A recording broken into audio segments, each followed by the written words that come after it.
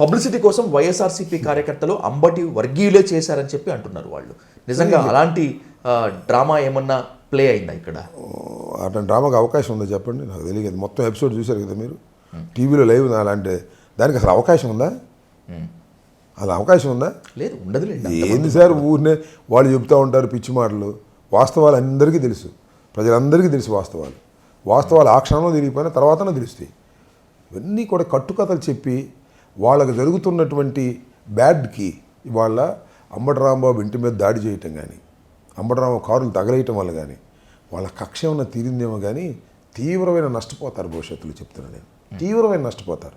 నాలాంటి వ్యక్తి మీద చేయకూడదు, నాలాంటి వ్యక్తి మీద కేసులు పెట్టండి, నాలాంటి వ్యక్తి మీద మీరు పేపర్ స్టేట్మెంట్స్ ఇవ్వండి. నేను ఏ హత్యలు చేయించిన వాడిని కాదు, ఏ హింసను ప్రోత్సహించిన వాడిని కాదు. అలాంటి వ్యక్తి మీద మీరు ఇంత హింసాకాండం చేశారే, చేసిందని మీరు ప్రతిఫలం అనుభవించరా? ఖచ్చితంగా ప్రజల హృదయాల్లో లేదా? ఉంటుందా రివెంజ్? వాస్తవం ఏంటో తెలియదా? చెట్టు కింద అన్నీ చెప్తారండి, రోడ్డు మీద ఏం మాట్లాడుకుంటున్నారు ఇవాళ. అంబటి రాంబాబు ఇంత దారుణంగా ఇంటి మీదకి వెళ్ళి కొడతారా, ఇంత దారుణంగా ఇల్లు ధ్వంసం చేస్తారా, ఇది ఎక్కడ అన్యాయం రా అని తెలుగుదేశం వాళ్ళు అనుకుంటున్నారు, జనసేన వాళ్ళు అనుకుంటున్నారు. బయట పడకపోవచ్చు, అది వేరే అంశం.